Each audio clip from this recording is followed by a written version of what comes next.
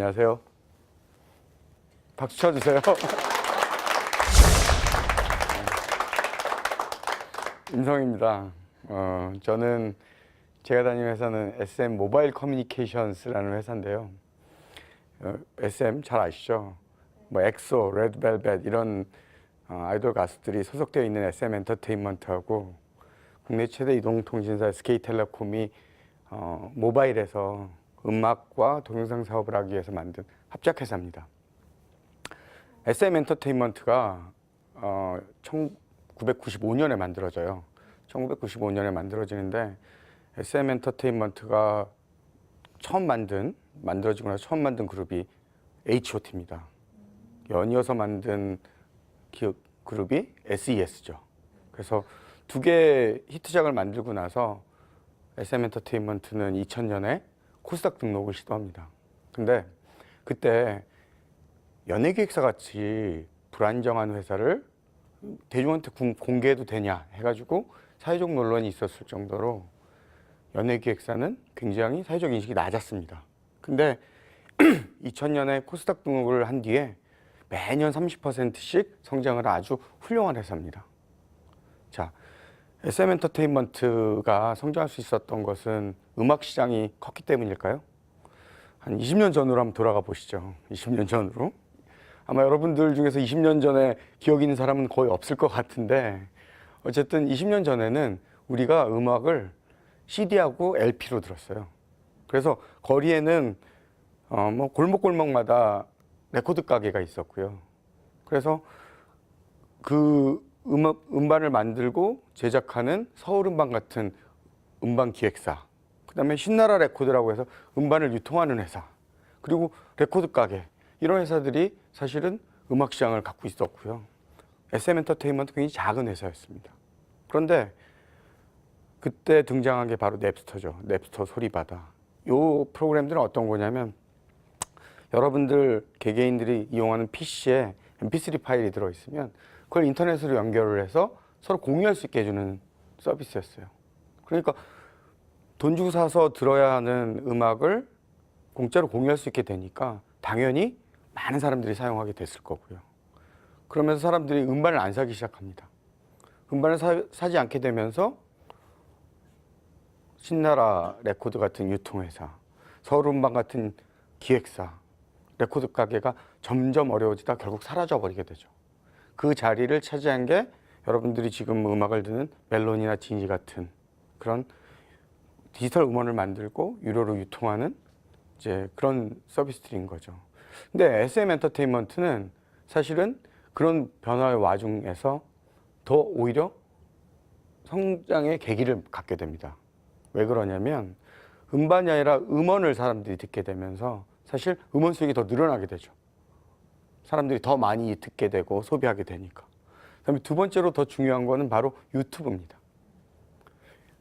사실 국내 시장이 되게 작기 때문에 해외 시장에서 얼마만큼의 수익을 내느냐가 되게 중요한 일이었거든요. 근데 유튜브는 인터넷에 연결되어 있으면 전 세계 누구라도 비디오를 보기 위해서 찾게 되고요. SM 아티스트들이 갖고 있는 멋진 칼군무 퍼포먼스, 외모, 이런 것들이 전 세계 이용자들한테 널리 알려지게 되고 그렇게 되면서 사실 성장의 계기를 더 갖게 된 겁니다. 제가 SM 엔터테인먼트에 작년에 왔는데요. SM 엔터테인먼트에 와보니까 사실 그 전에 있었던 SK텔레콤보다 훨씬 작은 회사입니다. 매출도 작고 순이익도 작아요. 그런데 SK텔레콤은 매출은 정체 상태였고 순이익 오히려 줄어들고 있었단 말이죠. 그런데 그러다 보니까 아무래도 회사가 활력이 좀 적어요. 근데 SM 엔터테인먼트로 와보니까 이 회사는 훨씬 규모도 작고 돈도 조금 버는데 활력도 넘치고 분위기도 좋습니다. 기회도 많은 것 같고요. 이게 여러분들한테 오늘 제가 4차 산업혁명 시대에 여러분들이 직장을 선택할 때 어떤 선택을 해야 되는지에 대해서 말씀드리려고 하는 비결을 말씀드리려고 하는데 그 비결의 첫 번째가 여기 있습니다. 첫 번째는 규모에 상관없이 성장하는 분야와 회사를 찾아야 된다는 겁니다. SK텔레콤 같은 큰 회사와 내지는 20년 전으로 돌려서 음반 기획사 같은 그런 큰 회사와 뽀대가 반짝반짝 나죠. 그런 회사와 SM같이 작지만 미약한 회사, 그런 둘 중에서 여러분들은 어떤 걸 선택을 해야 되느냐. 그때의 기준은 당장 눈앞에 보이는 크고 뽀대나는 회사보다 저는 성장하는 회사를 선택해야 된다라고 말씀을 드리고 싶은 겁니다. 제가 이제 두 번째 얘기를 드릴 건데요. 여러분들 음악은 이렇게 크게 변했잖아요. 그럼 음악만 변했을까요? 문화 콘텐츠 분야는 사실은 굉장히 더 많은 변화가 있었습니다. 여러분들 뉴스 보시죠. 뉴스는 어떻게 보시나요? 스마트폰을 꺼내서 다음과 네이버로 보시죠. 근데 사실은 20년 전만 해도 다음도 없었고 네이버도 없었고 스마트폰도 없었어요. 그때는 종이신문이 가장 문화 콘텐츠 분야에서 좋은 직장이었습니다. 저도 20년 전에 여러분들 같은 나이 때는 신문기자가 되고 싶었어요. 종이신문 기자. 근데 잘 아시지는 모르겠지만 어쨌든 그때 신문기자가 되려면 언론고시라고 해서 시험을 너무 어려운 시험들을 통과했어야 되는데 보시면 알겠지만 제가 떨어졌을 것 같죠? 예, 여러 차례 떨어졌고요. 그래서 사실은 대학원으로 바꿉니다, 진로를. 그래서 대학원을 다니고 있는데 그때 인터넷 신문이라는 걸 처음 만들어집니다. 1997년이죠. 10년 전이면. 그 인터넷이라는 게 처음 등장을 했고 인터넷 신문을 만들면서 저널리즘을 전공한 박사급 인력을 뽑겠다고 해서 제가 지원을 했고요. 제가 거기에 뭐 합격을 해서 신문사에서 일을 하게 됩니다. 근데 이제 저는 신문사에 일하게 돼서 기쁜 마음으로 이제 출근을 했는데 거긴 선배들이 저한테 계속 그러는 겁니다. 야, 너 미래도 불투명하고 영향력도 없는 인터넷 신문에 있어서는 안 돼. 종이신문을 어떻게든 옮겨와야 돼. 근데 여러분들이 보시면 되게 말도 안 되는 얘기죠. 20년 전에 그런 일이 있었어요. 지금은 종이신문을 아무도 보지 않기 때문에 사실은 인터넷으로 뉴스를 하는데 그때는 종이신문으로 가야만 된다고 하는 거죠. 저한테 그런 얘기를 하면서 저도 심각하게 고민을 했어요. 왜냐하면 신문사에 갔더니 정말 인터넷 신문을 만드는 사람들은 약간 그 서자 같은 느낌이었어요. 그래서 야, 내가 뭐가 모자라서 여기를 이런 대접을 받아야 되지 이러면서 욱 했어요. 그런데 종이신문보다 훨씬 재밌는 거예요. 인터넷에서 일을 하는 게. 그냥 재밌어서 그냥 했어요.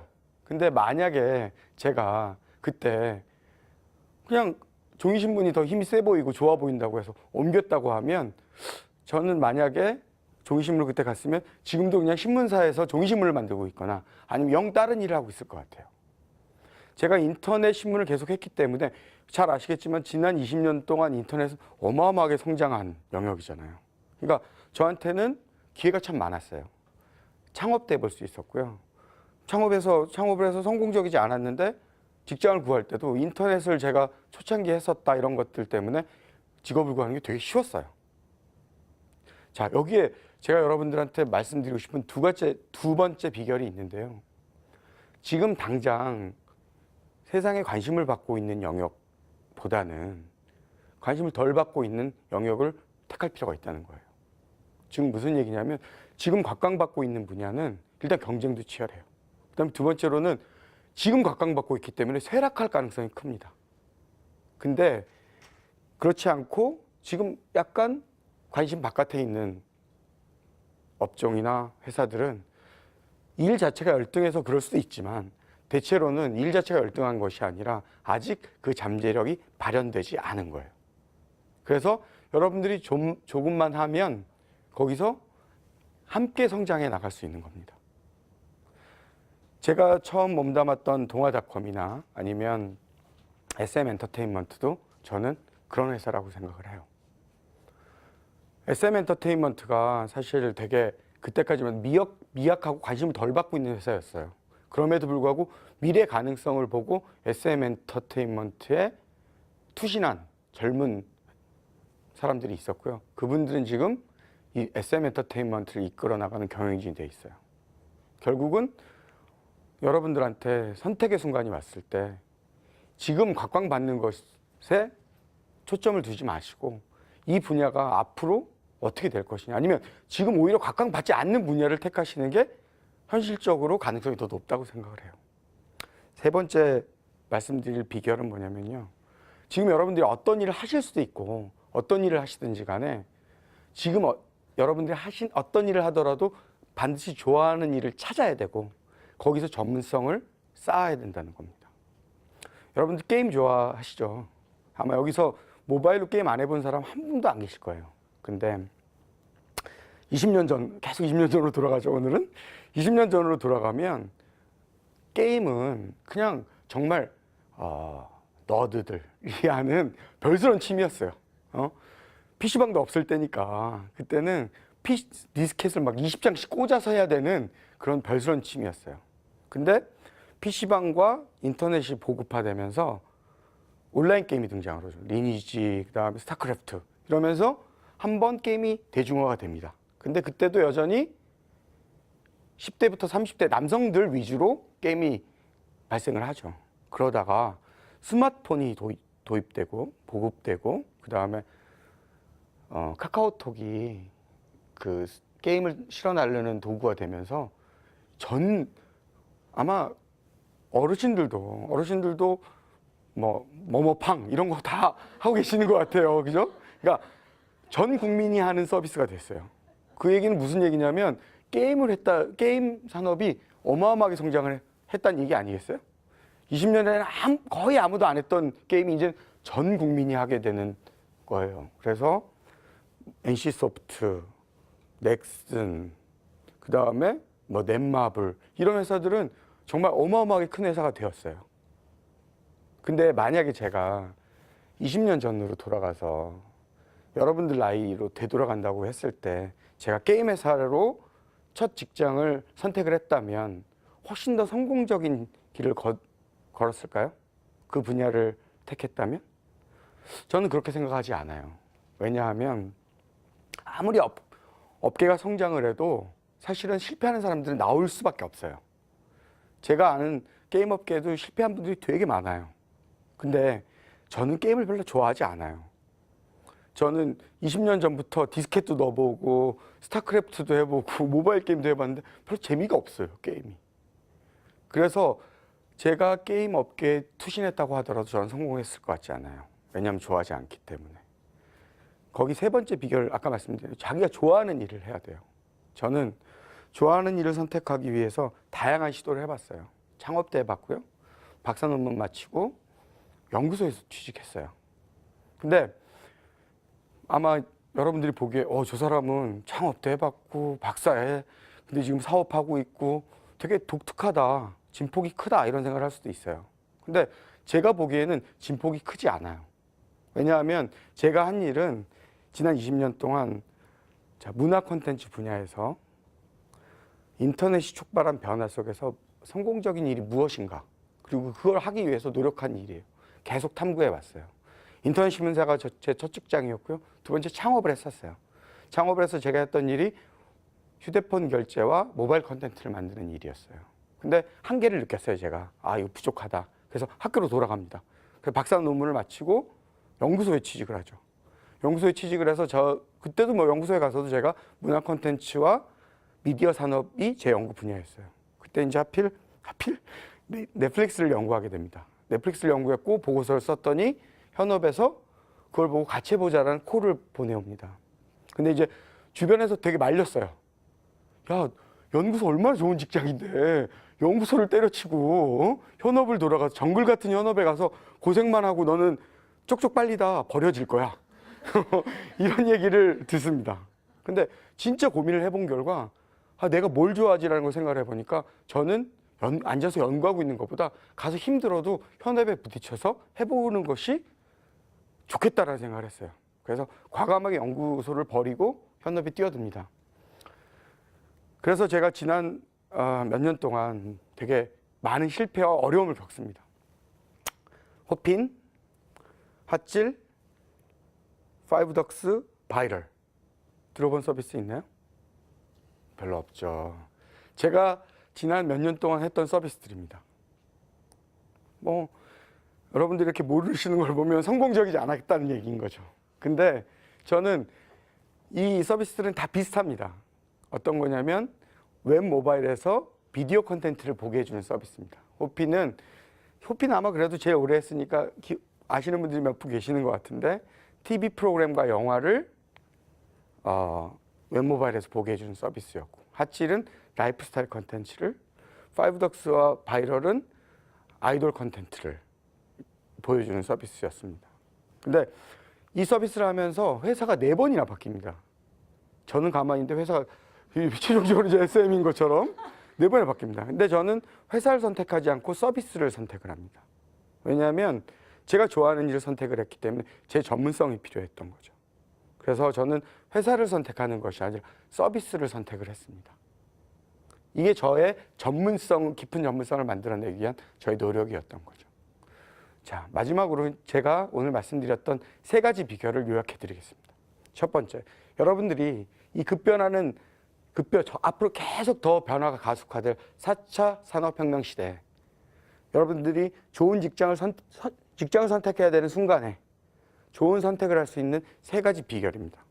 첫 번째는 규모에 상관없이 성장하는 분야를 택하라는 겁니다. 직장도. 두 번째는